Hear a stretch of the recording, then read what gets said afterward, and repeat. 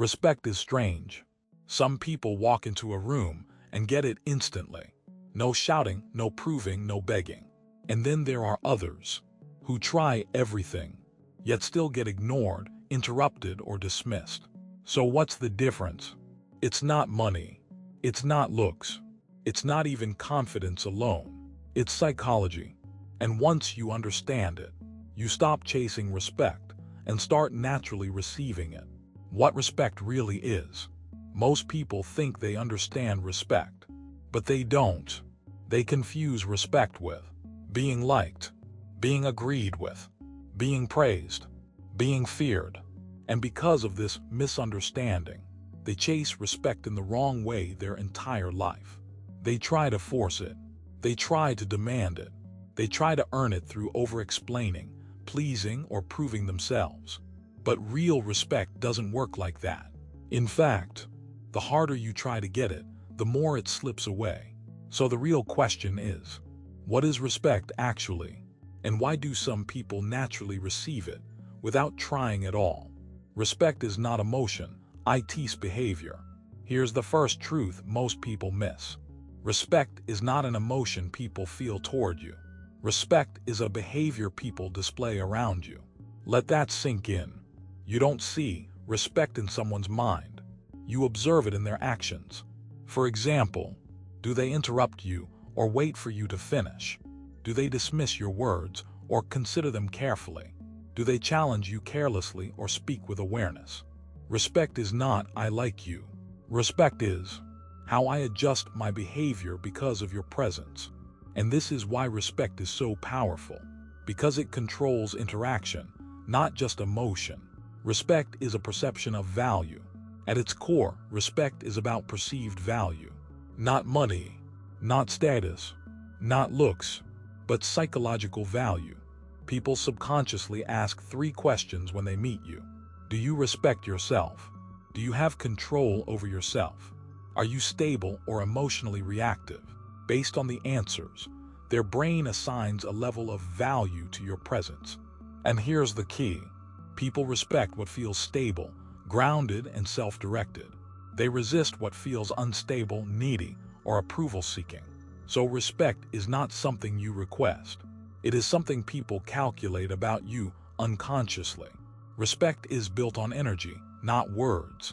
You can say, "Respect me," "Take me seriously," "Listen to me," but none of that creates real respect, because respect is not processed through words. It is processed through patterns. People observe how you react under pressure, how easily you change your opinion, how you respond when ignored, whether you tolerate disrespect. Your behavior builds a psychological profile in their mind, and that profile decides how they treat you. Not your intentions, not your explanations, your patterns. The role of self-respect. Here's something most people overlook. You cannot demand respect from others if you don't demonstrate it toward yourself. Self-respect is not about ego. It is about boundaries. It is shown when you walk away from disrespect. You don't over-explain yourself. You don't chase people who ignore you. You don't compromise your values for approval. And people notice this instantly, because the way you treat yourself becomes the instruction manual for how others treat you. If you tolerate everything, people will test everything. If you respect your limits, people adjust automatically. Respect is consistency under pressure. One of the strongest signals of respect is emotional stability. Not being cold, not being aggressive, but being consistent. When someone doesn't change personality under pressure, doesn't panic in social situations, doesn't react emotionally to every trigger, they create psychological safety for others. And the human brain naturally respects safety and control. But when someone is unpredictable, easily offended, easily triggered, easily influenced, people subconsciously lower their respect for them, not because they dislike them, but because they don't trust their stability. Respect is not given, it is recognized. Here is the deepest truth. Respect is never given freely. It is recognized. People don't decide to respect you. They observe you over time and unconsciously categorize you. That category might be reliable, unstable, confident, reactive, grounded, dependent. And once the category is formed, it becomes hard to change without changing behavior. This is why first impressions matter so much, because people are constantly building a psychological model of you. Why chasing respect destroys it. The moment you try too hard to be respected, something shifts. You start explaining too much, seeking validation, overcorrecting your behavior, trying to impress people, and all of that signals one thing: I need your approval. And dependence lowers perceived value. Respect disappears when neediness appears, because respect is always tied to independence. The less you need approval, the more naturally it appears. So what is respect really? Respect is not admiration. It is not fear. It is not popularity. Respect is the silent adjustment of behavior people make in response to your self-worth, stability, and boundaries. And the moment you understand this, you stop chasing respect. You start building it through who you are, not what you say. Because respect was never something to earn. It was something to embody. The core trigger of respect. Some people enter a room, and without saying much, they are taken seriously. No one explains why. They just are. And then there are others who talk more, explain more, try harder, yet still don't get the same level of respect. So what's actually happening here? It's not communication skills. It's not personality. It's not even confidence in the usual sense. It's something deeper. It's what psychology would call the energy of self-valuation. What self-valuation really means. Self-valuation is simple to understand, but hard to fake. It is how much value you unconsciously assign to yourself. Not what you say about yourself, but what your behavior reveals about how you see yourself. For example, do you speak as if your thoughts matter? Do you hesitate before expressing your opinion? Do you over-explain your decisions? Do you seek approval before acting? Every one of these signals tells people something, not about your skills, but about your internal worth. And people pick it up instantly, not logically, psychologically. People don't respond to words, they respond to signals. Most people think communication is about words, but human psychology works differently. We don't just hear what someone says. We interpret the energy behind it. That energy is made up of tone, hesitation, posture, emotional control, need for validation, and all of it answers one silent question in the listener's mind. Does this person value themselves? If the answer feels yes, respect rises automatically. If the answer feels no, respect quietly drops. No announcement, no explanation, just shift. Low self-valuation in action. Low self-valuation is rarely obvious. It doesn't always look like insecurity. Sometimes it looks like over-explaining simple things, laughing at your own ideas before others respond, agreeing too quickly, avoiding disagreement at all costs, filling silence with unnecessary words. To the person doing it, it feels like being nice or easygoing, but to others, it sends a different message. This person is unsure of their own value, and once that signal is received, people unconsciously lower their level of respect, not out of cruelty, but out of psychology. High self-valuation is quiet, not loud. High self-valuation doesn't mean arrogance. It is not loud. It is not dominant. It is not attention-seeking. In fact, it is often calm. It looks like speaking without rushing, not over-justifying decisions, being comfortable with silence, accepting disagreement without collapsing emotionally, not chasing validation after speaking. There is no urgency in their behavior, and that absence of urgency sends a powerful message. I am already okay with myself. And that is what people respect most. Not perfection, but stability. Why people follow self-valuation. Here's a hidden truth in human psychology. People don't just respect strength, they align with it. When someone demonstrates strong self-valuation, others become more careful with their words. Interruptions decrease. Attention increases.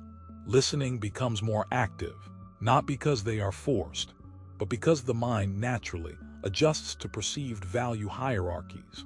Humans are wired to respond to internal certainty, and self-valuation is one of the clearest forms of certainty. The big mistake most people make. Here's where most people go wrong. They try to act confident instead of building self-valuation.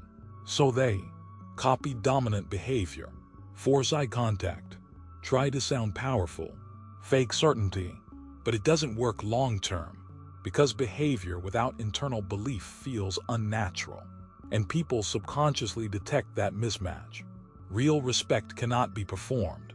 It can only be embodied. How self-valuation is built. Self-valuation is not something you turn on. It is built through patterns like keeping promises to yourself, not abandoning your boundaries for approval, making decisions without fear of judgment, allowing people to misunderstand you without chasing explanation, choosing self-respect over temporary comfort. Every time you do this, your internal value signal becomes stronger, and over time, it reflects externally. People begin treating you differently, without being told to. At the deepest level, respect is not triggered by dominance, charm, or status. It is triggered by something quieter and far more powerful: the energy of self-valuation. When someone knows their worth without announcing it, people adjust automatically, not because they are forced, but because humans naturally respond to certainty. And the moment you stop trying to get respect and start embodying your own value, respect stops being something you chase and becomes something you naturally receive. Why some people get disrespected easily. Disrespect is not always loud. It doesn't always come as insults, shouting, or open rejection. Most of the time, it shows up quietly. People interrupting you, not taking you seriously, ignoring your opinion, talking over you, or treating your boundaries like suggestions. And the strange part is, some people experience this repeatedly, in different places, with different people. So the question is, why does this happen to them so easily? The answer is not luck. It's psychology. Disrespect is not random, it is pattern-based. Human behavior is not random. People don't treat you based on one moment. They treat you based on a pattern they observe over time. And once a pattern is formed, it becomes the default. If someone notices, you don't respond when interrupted. You laugh off disrespectful comments. You avoid confrontation. You over-explain yourself. Their brain quietly updates a belief. This person won't enforce boundaries. And once that belief is formed, behavior follows automatically. Not consciously, subconsciously. Low boundary signals. One of the strongest reasons people get disrespected easily is unclear boundaries. Not because they don't have boundaries, but because they don't communicate or enforce them consistently. Examples: saying it's okay when it isn't, staying silent when uncomfortable, allowing small disrespect repeatedly, not correcting behavior early. This teaches others something important. There are no consequences here. And in human psychology, lack of consequence leads to repetition, over-explaining yourself. People who get disrespected easily often do one thing without realizing it. They over-explain. They feel the need to justify their decisions, their opinions, their boundaries, even their emotions. But here's the psychological effect. Over-explaining reduces authority because it sends a hidden message. I need you to understand and approve of me. And dependence lowers perceived respect. People don't consciously think this. They feel it, and they respond accordingly. Emotional reactivity. Another major factor is emotional reactivity. When someone reacts strongly to small comments, gets offended easily, becomes defensive quickly, or loses control in conversations, it signals instability. And instability reduces trust in social psychology. People subconsciously think, I need to be careful with how I treat them, but I also don't fully respect their emotional control. Ironically, the more reactive someone becomes, the less seriously they are taken over time. People-pleasing behavior. One of the strongest predictors of repeated disrespect is people-pleasing. When someone avoids saying no, agrees just to maintain harmony, prioritizes others' comfort over their own, constantly adjusts themselves to be liked, they unintentionally teach others, my comfort matters more than their boundaries. And once that pattern is established, it becomes very hard to reverse, because people rarely change how they treat you, unless your behavior changes first. Inconsistency in self-respect. Respect is built on consistency, not intensity. A person who sets boundaries sometimes, but ignores them other times, reacts strongly once, then stays silent next time, creates confusion in others.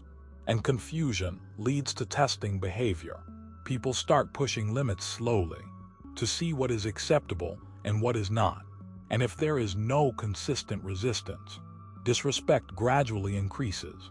The big psychological trap. Here is the deepest reason people get disrespected easily. They believe respect is something they must earn externally. So they try harder, speak softer, avoid conflict, reduce themselves to be accepted. But psychology doesn't respond to effort. It responds to signals. And the strongest signal is always self-respect behavior. If you don't show it, people won't assume it exists. People who get disrespected easily are not weak. They are often unaware of the signals they are sending. Because disrespect is not usually caused by one big mistake. It is caused by repeated small patterns, ignored boundaries, over-explaining, people-pleasing, emotional reactivity, inconsistency. But here is the important truth. These patterns can be changed. And the moment your behavior changes, people's behavior toward you changes with it. Because respect was never random. It was always a response. The power of boundaries. Most people think boundaries require aggression, but real respect comes from calm boundaries. Example: weak response, it's fine, don't worry about it. Strong response, I'm not comfortable with that. No anger, no drama, just clarity. And the moment you do that consistently, something shifts. People start recalibrating how they treat you. Not because you forced them, but because you defined limits clearly. Why quiet people often get more respect. There's a pattern many people notice but don't understand. Quiet individuals often get more respect than loud ones. Why? Because silence creates uncertainty, and the human brain respects uncertainty more than predictability. When someone talks less, their words feel more intentional, their reactions feel more controlled, their presence feels more grounded.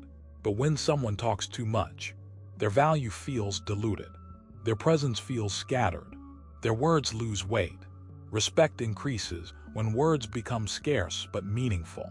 The respect paradox, the biggest trap. Here's the paradox. The more you try to get respect, the less you get it. Why? Because chasing respect signals dependence, and dependence lowers perceived value. People respect those who don't need their approval to function, not those who are trying to earn it constantly. This is why over-explaining weakens authority. People-pleasing reduces influence. Seeking validation lowers impact. Respect grows in absence of neediness. How respect is built, real psychology shift. Respect is built through 3 psychological signals. Consistency. People trust what doesn't change randomly. Boundaries. People respect what has limits. Emotional control. People follow those who don't collapse under pressure. When these 3 combine, something powerful happens. You stop asking for respect, and people start giving it automatically. Respect is not something you demand. It's something your behavior communicates silently. And the moment you stop chasing approval, stop over-explaining, stop shrinking yourself, people begin to treat you differently. Not because they changed, but because you did. If you understand this, you already have an advantage most people don't. Because respect was never about controlling others. It was always about controlling how you show up. And that changes everything.